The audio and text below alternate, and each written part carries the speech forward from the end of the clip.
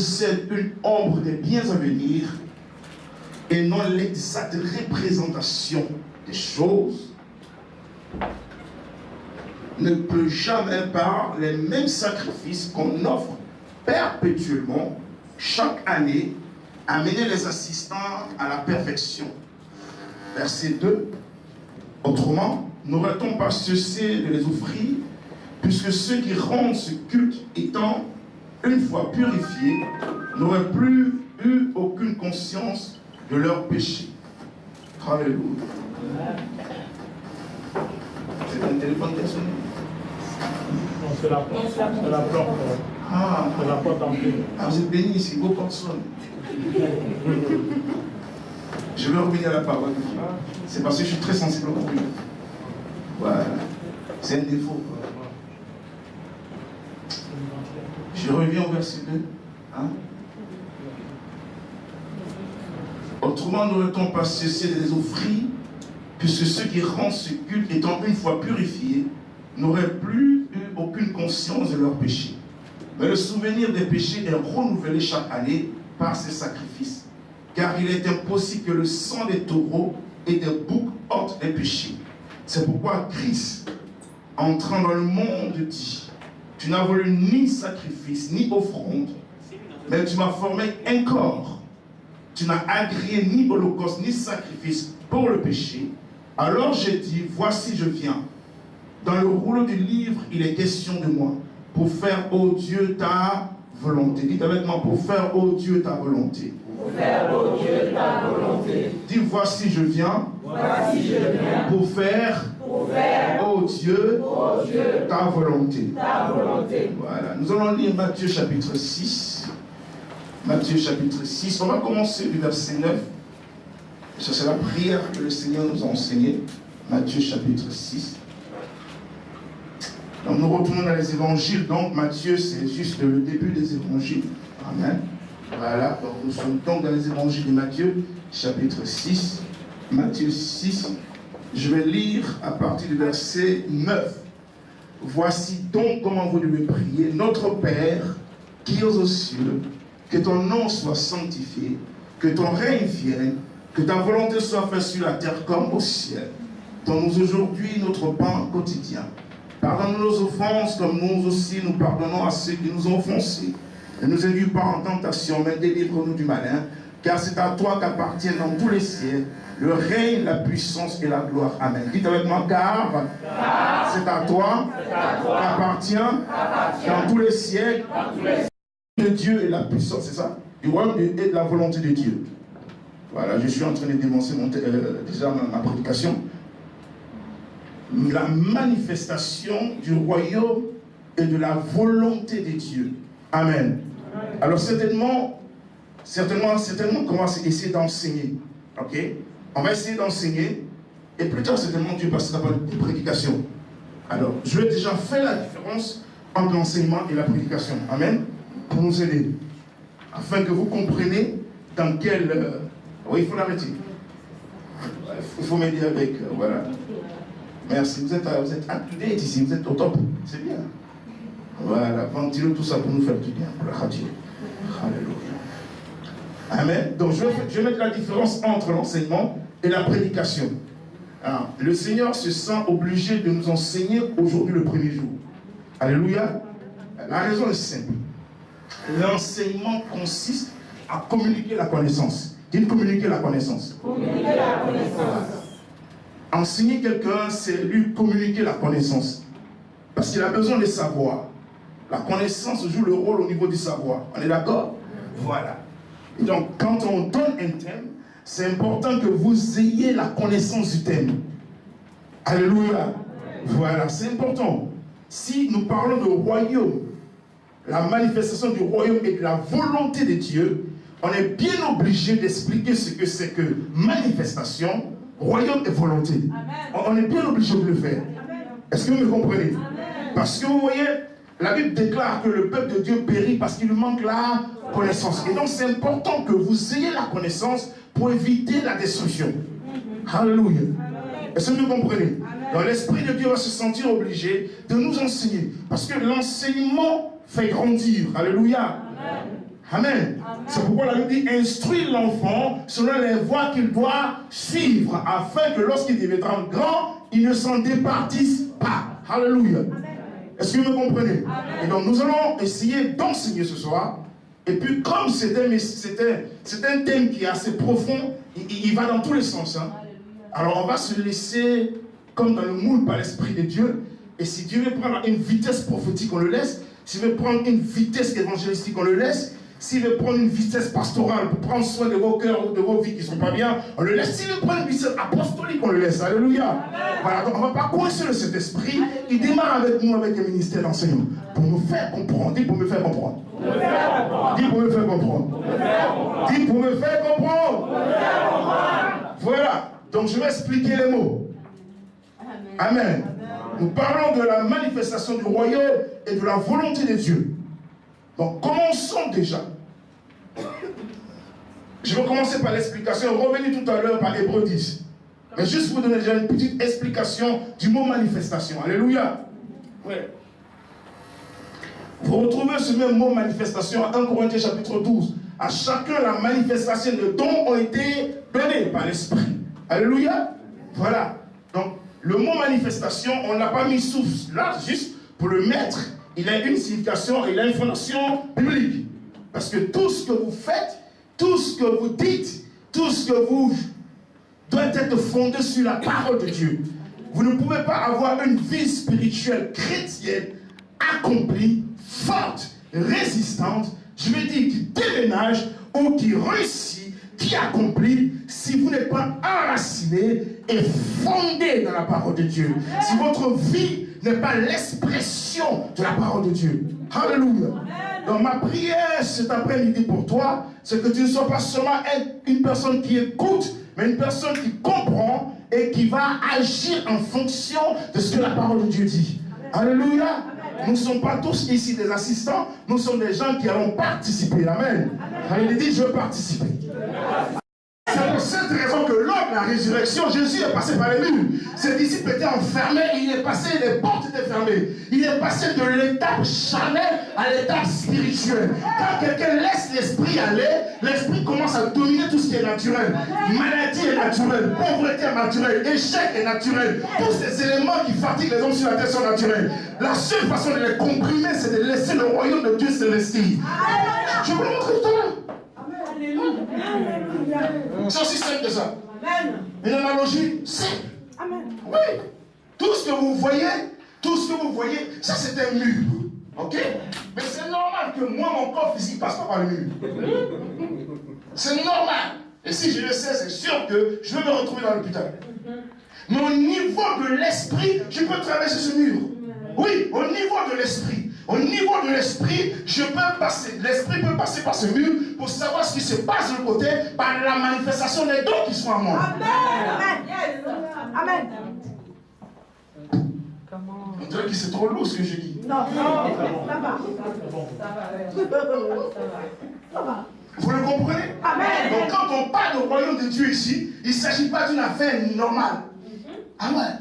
C'est pourquoi je vous explique ces choses. Pour que vous laissiez Dieu qui est esprit manifester son royaume et sa volonté dans votre vie. Parce que ces 4 jours, on va traiter avec des choses de l'esprit. Ça n'a rien à voir avec des choses de la... Non. Amen. C'est bon? Amen. On peut évoluer? Amen. Ok. Ils ont dit 18 heures. Dans les minutes qui viennent, on va vite aller et puis on va prier. Pour que vous soyez prêts. Pour que vous soyez que nous... Vous venez à un commencement ou à un séminaire, ça va être l'esprit contre autre chose. Ça va être la puissance de Dieu contre autre chose. Il n'y a pas de demi-mesure ici. Alléluia. La volonté de Dieu, c'est ce que Dieu désire. Ah oui. C'est ce que Dieu désire en tant que roi. Ah oui. C'est pourquoi je vous ai fait lire tout à l'heure Hébreux chapitre 10, verset 1 à 7. Ça, c'est le Christ qui dit, tu n'as voulu ni holocauste. Tu n'as désiré aucun sacrifice. Alors tu m'as formé, moi, un corps, afin que je dise, je viens, oh Dieu, pour faire ta volonté. Maintenant, je vais vous expliquer ce verset. Parce que maintenant que je vous explique, vous avez dans votre tête ce que ça veut dire royaume, volonté, manifestation. Maintenant, on va toucher le point crucial. Pourquoi est-ce que Jésus dans cette parole d'Hébreux, dit que Dieu n'a pas voulu les sacrifices. Alors, écoutez-moi très bien. Les sacrifices dont il parle ici, c'est les sacrifices de l'Ancien Testament. Dans l'Ancien Testament, pour avoir accès à Dieu, il va falloir que l'on tue des moutons. Pour que Israël communie avec Dieu, il va falloir qu'on tue des animaux. La raison est simple. Adam et Ève, ayant péché, ont mis une séparation entre Dieu et l'humanité. Non seulement une séparation au niveau communion, mais une séparation au niveau hostilité. Ça veut dire que Dieu est hostile aux hommes. Et les hommes sont hostiles à Dieu. Et pendant près de 4000 ans, depuis que Dieu a tué le premier animal pour revêtir Adam et Ève de la nudité, il n'y a que des sacrifices des animaux qui n'ont fait que précéder la communion avec Dieu. Est-ce que vous comprenez? Amen. Parce que pour que Dieu puisse couvrir Adam et Ève, il a dû tuer un animal. Ils ont mis des feuilles de figuier, ne sachant pas que les feuilles sèchent. Et si les feuilles sèchent, qu'est-ce que va devenir votre nudité que vous cachez? C'est des feuilles que vous avez coupées. Vous voyez, ça c'est l'intelligence humaine. Mais c'est aussi la religion de l'être humain. L'être humain croit qu'il peut pouvoir cacher des choses.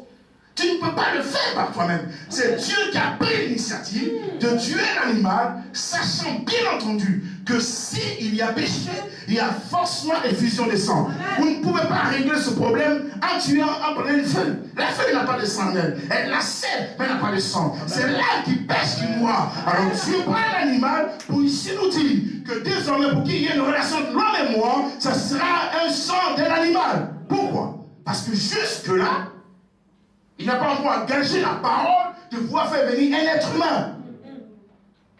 Nous sommes facilement en Genèse 3, hein? Ok? Et en Genèse 3, 15, Dieu libère la parole pour dire: je mettrai une amitié entre toi et la femme, entre sa postérité et ta postérité, celle-ci t'écrasera la tête et toi tu blesseras son talon. Qu'est-ce que Dieu est en train de dire? Dieu est le plus grand des prophètes. Il fait une projection de la venue du Messie et il dit que celui qui va naître naîtra d'une femme. Mes frères et mes soeurs qui parlent français avec moi, sachez qu'une femme ne donne pas de descendance. Aucune femme ne peut dire ça, c'est ma descendance. Quand vous prenez le mot descendance, cela veut dire des enfants ou des hommes qui sont issus d'un homme. Amen. Je suis désolé, est-ce que Dieu veut dire que les femmes ne sont pas importantes ici? Est-ce que vous comprenez? Amen. Mais pourquoi est-ce que Dieu dit qu'il mettra une amitié entre la descendance de la femme? Cela veut dire que celui qui va naître, il ne naîtra pas d'un homme, il naîtra d'une femme. Amen. Dieu va le battre, fabriquer le mettre dans le corps d'une femme. Alléluia! Est-ce que vous comprenez un peu? Vous suivez? Amen. Vous comprenez? Nous parlons du royaume de Dieu ici. Et donc, quand Dieu a vu tout ce roulement, à un moment donné, il était fatigué du sang des animaux. Il a dit: ok, il va falloir que moi je te forme un corps pour que tu viennes. Je veux un corps, mais pas un corps qui a été touché par l'intoxication adamique. Parce qu'Adam a enlevé le péché. Je ne peux pas prendre plaisir au péché de quelqu'un dont le sang est déjà un péché. On est d'accord que quand vous voulez stériliser une plaie, vous ne prenez pas ce qui contient des microbes pour stériliser la plaie. Dieu veut stériliser la situation de l'homme. Dieu veut apporter un remède à la situation de l'homme. Il est obligé de prendre un sang qui n'a rien à voir avec quelque chose qui est déjà pollué. Il va donc se former lui-même un corps. C'est pourquoi Jean chapitre nous dit: au commencement était la parole. La parole était avec Dieu. Elle était Dieu. Toutes choses ont été faites par elle. Rien de ce qui a été fait n'a été fait sans elle. C'est cette parole-là qui est devenue chair. Alléluia. Dieu, et ça c'est merveilleux. Ma fille, c'est magnifique. Les gens ne peuvent pas comprendre comment la parole peut devenir chair. Comment est-ce qu'une parole peut devenir chair? Il y a quelqu'un qui m'a demandé: homme de Dieu, mais vous dites que la parole est devenue chair. J'ai dit: mais si la parole est devenue chair, et la parole peut devenir chair, cette parole que je prêche maintenant, si vous la recevez, elle va devenir chair en vous. Comment elle deviendra chair? Voilà comment est-ce que Dieu a procédé. Je suis dans l'histoire, hein? On est d'accord? Nous parlons du royaume de Dieu. Comment est-ce que cette parole est devenue chair? Dieu a dit à l'archange Gabriel: il se trouve quelque part à Bethléem une jeune femme qui est vierge. Parce que cela avait été déjà dit en Ésaïe chapitre 7. La vierge sera enceinte et elle enfantera un fils et on lui donnera le nom d'Emmanuel. Ce qui veut dire Dieu est avec nous. 830 ans avant la manifestation de cette prophétie, Dieu avait déjà parlé. Quand le temps arrive, vous savez, Dieu est tellement puissant et merveilleux. Le Seigneur n'a pas voulu que quand Jésus vienne sur la terre, il n'y ait pas un précurseur. Parce qu'en Ésaïe 40, il dit qu'avant que le Messie vienne, il y aurait un précurseur. Celui qui va crier dans le désert: aplanissez le chemin du Seigneur, répandez-vous. Donc Dieu engage Jean-Baptiste dans le processus. Oh, oh, la mère de Jean-Baptiste est stérile, elle n'a pas d'enfant. Et s'il n'accouche pas, la chair de Dieu, la paix de la chair. Alors voilà ce que Dieu fait. De la même manière, Dieu fait les choses pendant que le père de Jean-Baptiste est en train de faire le ministère. Dis à quelqu'un, il faut faire ton ministère. La Bible dit pendant que le monsieur est en train de faire le service, parce qu'il faisait partie des 12. Il y avait 12 nations lévites qui prenaient à tour de rôle chaque mois, ils prenaient le service en le temps. C'est pourquoi si on te donne un travail, fais-le. Parce que tu ne sais pas quand est-ce que l'ange de Dieu viendra pour répondre à tes prières. La Bible dit pendant qu'il était en train de présenter le parfum à l'heure de la prière, là, quand Gabriel est rentré, il lui a dit, Zacharie, ta prière a été exaucée. Parce que c'est maintenant la saison. Vous savez, quand vous marchez avec Dieu, il y a deux choses qu'il faut que vous regardiez. C'est que Dieu dit et le temps de l'accomplissement. Vous êtes entre la prophétie et son accomplissement. Le plus difficile, c'est que quand on libère la prophétie, les gens pensent qu'elle va se dérouler très vite. Mais toute prophétie est comme un enfant qui naît dans le ventre. Quand on l'a conçu le premier jour, il a le temps de se former. Le nez doit se mettre sur place. Les pieds doivent se mettre sur place. La bouche doit se mettre sur place. La langue doit se mettre sur place. Tout doit se mettre sur place.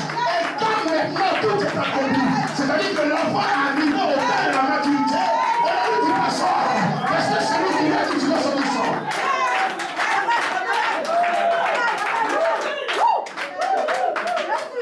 J'ai dit voilà, si je ne sors pas prêcher là-bas. Donc vous voyez, quand le temps arrive, il y a 6 mois entre les deux. Il y a 6 mois entre Élisabeth et puis la naissance de Jésus. 6 mois entre Élisabeth, sa grossesse et la grossesse de Marie. Quand on lui a annoncé ça, le vieux monsieur a dit non. Elle est vieille. Donc prenez pas quelqu'un du tout, on a fermé sa bouche, mais toi, tu ne vas pas parler. Vous savez pourquoi? Parce que s'il ouvre sa bouche, il va annuler la parole de Dieu.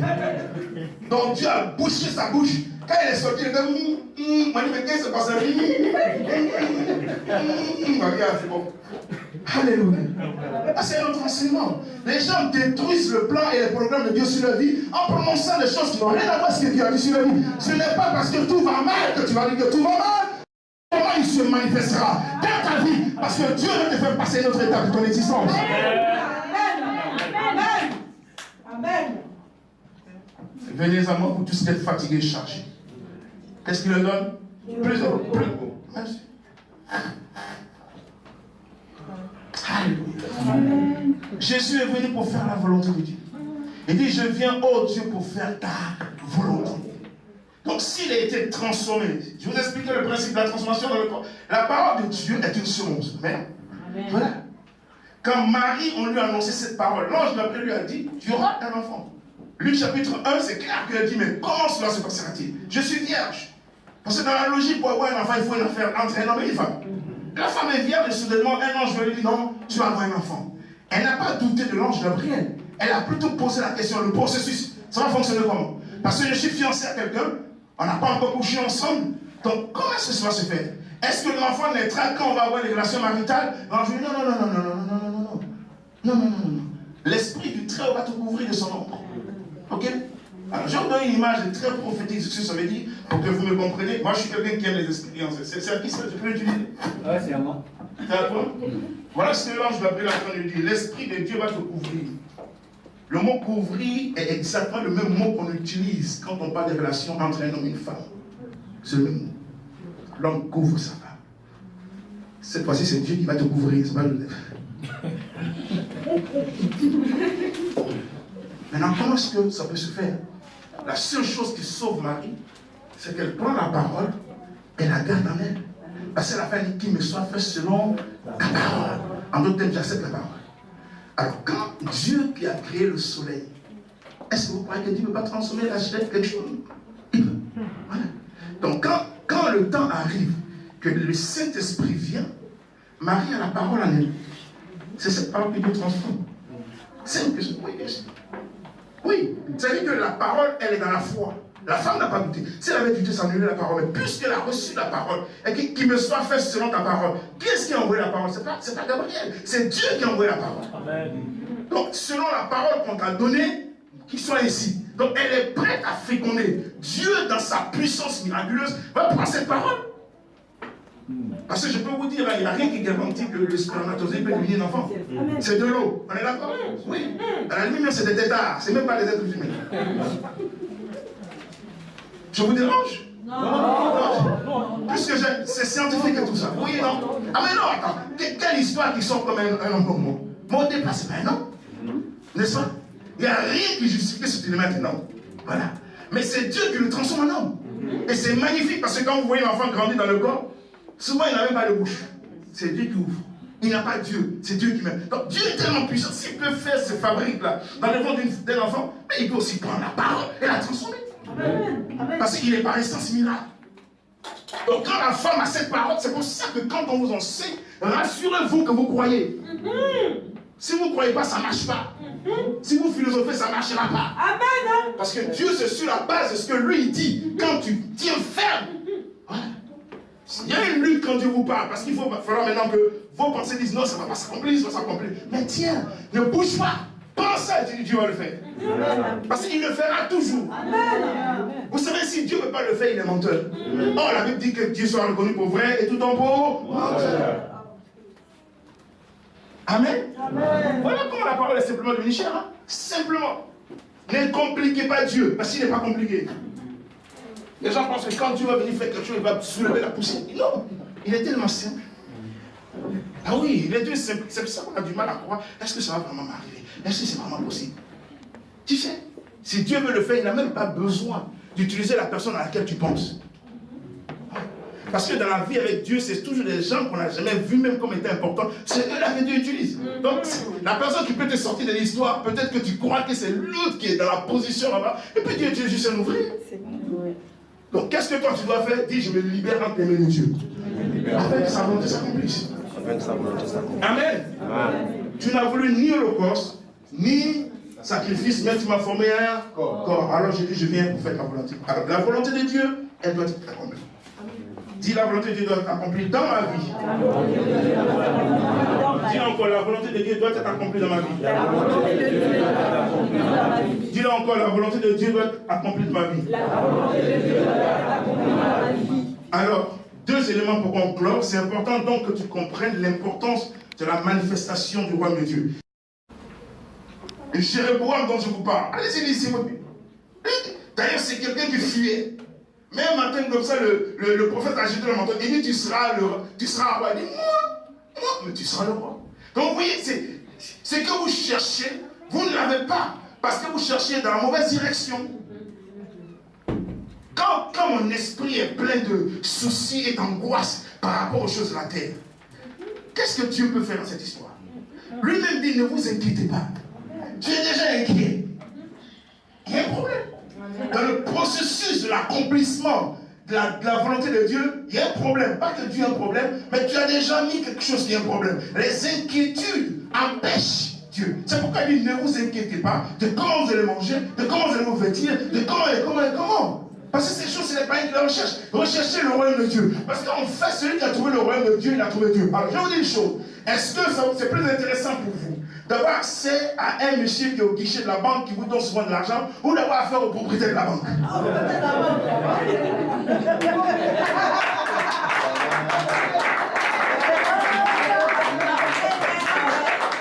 Non, Dieu est le propriétaire. Il est là cherche ceux qui sont en bas. Alors, ils ne comprennent pas. Vous savez, le secret de la réussite de la plupart des grands rois d'Israël au temps des difficultés, c'est parce qu'ils ont compris que chercher Dieu, c'était ce qui était nécessaire. Vous prenez un gars comme Ézéchias. On dit, quand il a cherché Dieu qu'il a trouvé, premièrement, non seulement il a eu la paix dans le pays, mais il a commencé à prospérer. Donc, ouais, ma prospérité dépendra de ma recherche de Dieu. Et non de ma recherche d'argent. Parce qu'en réalité, de toutes les façons, l'argent, tout le monde le cherche.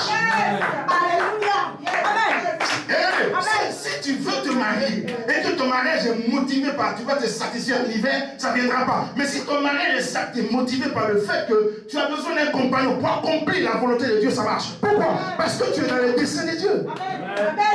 Amen. Vous comprenez un peu? Donc les gens, ils ont de mauvaises motivations. Et a wrong motive doesn't happen in this kingdom, ok? Vous comprenez? Il y a quelqu'un qui... Vous savez, vous devez tout faire autour du royaume. Ne sortez pas. Toutes les bonnes choses que vous voulez sont dans le royaume. Oui, parce que c'était un royaume de gloire. Est-ce que vous comprenez? Amen. Oui, il y a des choses pour lesquelles vous n'avez pas besoin de souffrir, parce que c'est votre droit. Écoutez, si Dieu vous a sauvé, vous qui êtes pécheurs, on en arrivera là. Qu'est-ce qu'il ne peut pas vous donner? Dieu peut vous donner. Parce que la seule personne que Dieu ne pouvait pas donner à quelqu'un, c'est Jésus.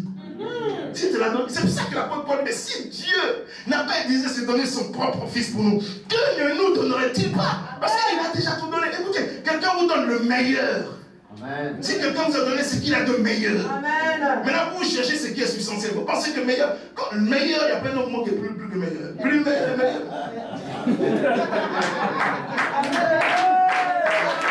Dieu, il reste meilleur. C'est pour ça que nous, on est relax. Amen. Oui, on est relax parce que de toutes les façons, le meilleur était déjà livré. Amen. Donc, si c'est des histoires de vêtements, de mariage, de maisons, de voitures, de luxe et tout ça, écoutez, le salut est plus fort que ça parce que de toutes les façons, les gens meurent, ils laissent tout ça. Amen. Moi, je compose avec le meilleur. Ça te permet d'être relax, ça va venir. Parce que les enfants, il faut les éduquer, les gars. Les enfants qui vous donnent les choses qui sont précieuses, est-ce que vous pensez que vous les recevez? Les choses qui sont précieuses, on ne les donne pas à des gens qui ne peuvent pas les honorer. Voilà. Donc il y a tout un principe que vous devez comprendre dans le royaume. La chose que je peux vous dire, c'est que Dieu vous aime suffisamment pour vous donner ce qui peut vous faire du bien. Amen. Amen. Amen. Alléluia. Amen. Alléluia. Amen. Alléluia. Amen. Il faut que le royaume se manifeste. Amen. Parce que le royaume, c'est la puissance de Dieu.